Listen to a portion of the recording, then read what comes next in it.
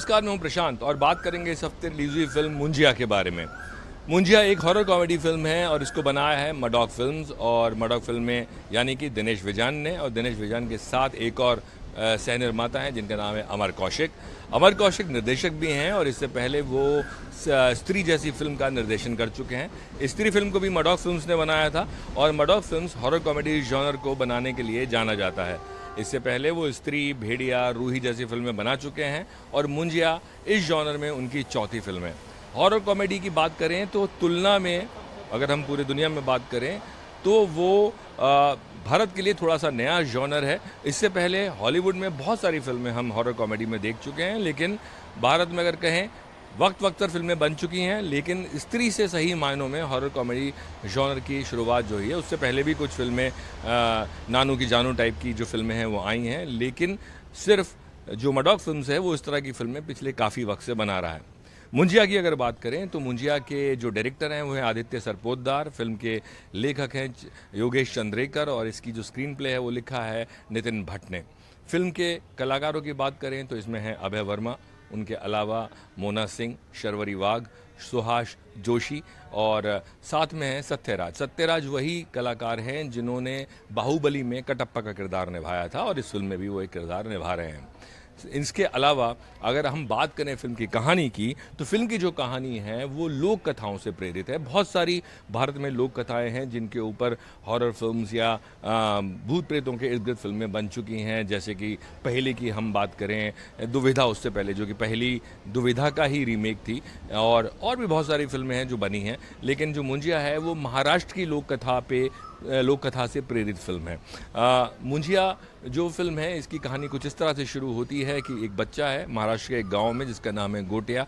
उसको अपने से 7 साल बड़ी लड़की से प्रेम हो जाता है और वो उससे शादी करना चाहता है। ये बात जब गोटिया के माँ बाप को पता लगती है तो वो उसको बहुत उसकी पिटाई करते हैं और वो उसको समझाने की कोशिश करते हैं, लेकिन गोटिया नहीं मानता। फिर उसका मुंडन कर दिया जाता है और मुंडन करने के बाद भी जो ये बच्चा है ये पीछे पड़ा रहता है कि उसको मुन्नी से शादी करनी है और उसके लिए वो तंत्र मंत्र का सहारा लेना चाहता है, जिसके जो करने के लिए वो अपनी बहन को लेकर एक जंगल में जाता है और वहाँ पर तंत्र मंत्र करके कोशिश करता है और अपनी जो बहन है उसकी बलि देना चाहता है। लेकिन इन सब में एक हादसा होता है और जो गोटिया है वो मारा जाता है और वो किस तरह से ब्रह्म राक्षस बनता है और फिर उसी पेड़ पर उसको बांध दिया जाता है, यानी कि वो उस जंगल से बाहर नहीं निकल सकता। ये फिल्म की कहानी है। उसके आगे फिल्म की कहानी आज के दौर में पहुंचती है और क्या होता है ये सब जानने के लिए आपको फिल्म देखनी पड़ेगी, लेकिन मैं आपको फिल्म की खामियां और खूबियां बताऊंगा। तो सबसे पहले बात करते हैं फिल्म की खामियों की। तो इस फिल्म की जो सबसे बड़ी खामी मुझे लगती है कि जो ब्रह्म राक्षस का, यानी कि गोटिया जो है जब वो भूत बन जाता है, उसका जो किरदार है उसको जिस तरह से बनाया गया है स्पेशल इफ़ेक्ट्स के ज़रिए, उस पे थोड़ा सा ज़्यादा ध्यान देना चाहिए था वो, क्योंकि कहीं ना कहीं ये जो इमेज है जो क्रिएट की गई है एनिमेशन या स्पेशल इफ़ेक्ट्स के ज़रिए, ये एक बहुत ही हॉलीवुड की फेमस फिल्म है जिसका नाम है लॉर्ड ऑफ द रिंग्स। उसका एक कैरेक्टर है गोलम, उसके आजू बाजू लगता है, उसके इर्द गिर्द बनाया हुआ लगता है, उसकी कॉपी लगता है और इवन जब वो बोलता है तो वो तभी भी वैसा लगता है। आप जब ट्रेलर देखेंगे तो ट्रेलर देखने के बाद आपको ऐसा लगेगा कि आपको कहीं ना कहीं गोलम वापस से याद आ गया। तो वो एक सबसे बड़ी खामी। दूसरी खामी मुझे लगता है फिल्म की कि ये फिल्म हॉरर कॉमेडी है, तो हॉरर आपको इस फिल्म में थोड़ा सा नदारद लगता है। आप डरावनी ये फिल्म आपको नहीं लगती है। हंसी ज़रूर कहीं ना कहीं आपको आएगी, लेकिन फिल्म डरावनी नहीं लगती है। जबकि स्त्री की अगर आपको याद हो तो स्त्री में ये बात थी कि जब हॉरर सीन्स आते थे तो वो फिल्म आपको डराती भी थी। वो कई मोमेंट्स में फिल्म आपको कुर्सी से उछलने के लिए मजबूर कर देती थी, लेकिन मुंजिया में ऐसा नहीं होता। दूसरी चीज़ मैं बोलूँगा कि स्क्रीन प्ले जो है कहीं ना कहीं थोड़ा सा झटके के साथ जो है वो कॉमेडी शुरू होती है, जैसा कि स्त्री में था कि कॉमेडी और हॉरर का मिश्रण बहुत अच्छा था, वो यहाँ पर हमें थोड़ा सा लूज़ नज़र आता है या वो आपको नहीं नज़र आता है। तीसरी चीज़ मैं बोलूँगा कि जो सत्यराज का किरदार है, सत्यराज वही एक्टर है जिन्होंने कटप्पा का किरदार निभाया था बाहुबली में, वो भी इस फिल्म में है और वो एक तांत्रिक का किरदार निभा रहे हैं। स्क्रीन प्ले में मैं अगर बोलूँ तो वहाँ पे एक सीन है जहाँ पे वो जो मुख्य किरदार है उसकी मदद करने के लिए आए हुए हैं, लेकिन जिस वजह से वो आने के लिए मना करते हैं वो कन्विंसिंग नहीं लगता, और उसके बाद जो फिल्म है लगता है कि आपको सिर्फ लंबा खींचने के लिए उनको नहीं भेजा गया और बाद में वो चले जाते हैं। एक और चीज़ मैं बोलूँगा कि जो उनका टैलेंट है, या मैं बोलूँगा जो एक्टर हैं, उनको अंडर यूटिलाइज़ किया गया, उनको सही से इस्तेमाल नहीं किया गया।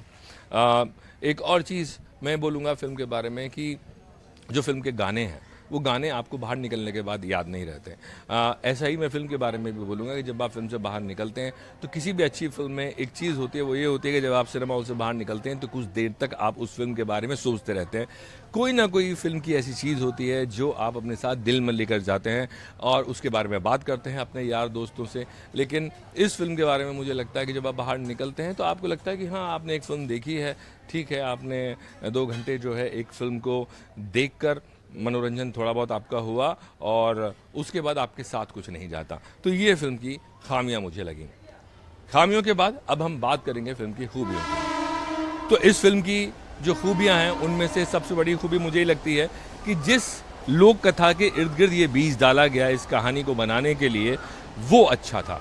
अगर उसी पीरियड में 1950 के दौरान की ये कहानी है, उसी पीरियड में अगर फिल्म को आगे बढ़ाया जाता तो एक अलग सेटअप होता, एक अलग जो कहानी का माहौल बनता वो बिल्कुल कुछ अलग होता। खैर, ये जो बीज है या फोक टेल है या लोक कथा है, वो अच्छी मुझे लगी। दूसरी खूबी मुझे इस फिल्म की लगी, जो इसके एक्टर हैं अभय वर्मा, वो बहुत अच्छा काम उन्होंने किया है। अभय वर्मा एक नए कलाकार हैं और पूरी फिल्म उन्हीं के कंधों पे है और उन्होंने पूरा जस्टिस किया है, न्याय किया है अपने किरदार के साथ। जिस तरह का एक गीक कैरेक्टर, एक डरा सहमा सा लड़का दिखने वाला, एक शर्माया सा लड़का, वो कैरेक्टर उन्होंने बहुत अच्छे से किया है। मोना सिंह ठीक हैं, सुहास जोशी ठीक हैं, उस शर्वरी वाघ भी अच्छी हैं, और उसके अलावा सत्यराज का जितना काम था उनका, जैसे मैंने कहा, अंडर यूटिलाइज है, बट हाँ, जो काम उन्होंने किया वो ठीक है। उसके अलावा मुझे लगता है कि फिल्म का जो बैकग्राउंड स्कोर है वो अच्छा है, उसमें फ्रेशनेस है। जहाँ पे भी फ़न है या आपको हंसी आनी चाहिए, उसको वो बल देता है, जो बैकग्राउंड स्कोर है बल देता है। और हॉरर में भी कोशिश है बल देता है, लेकिन जैसा मैं कह रहा था कि वो सीन्स फिल्माने में या कहीं ना कहीं अगर वो जो कैरेक्टर है ब्रह्म राक्षस का, गोटी का, उसको अगर थोड़ा और ध्यान देकर बनाया गया होता तो शायद मुझे लगता है कि हॉरर जनरेट करने में, हॉरर दिखाने में भी ये लोग कामयाब रहते। तो कहीं ना कहीं वहाँ पे डायरेक्टर जो हैं वो मात खा गए हैं। और डायरेक्शन की अगर मैं बात करूँ तो डायरेक्शन आदित्य का ठीक ठाक है। तो कुल मिला के मैं ये कहूँगा कि आप जाकर ये फिल्म एक बार देख सकते हैं। एक अलग जो लोग हॉरर मूवीज़ के दीवाने हैं या फ़ैन हैं, उनके लिए ये फिल्म हो सकता है उन्हें अच्छी लगे, और मेरी तरफ से इस फिल्म को सिर्फ 2.5 स्टार।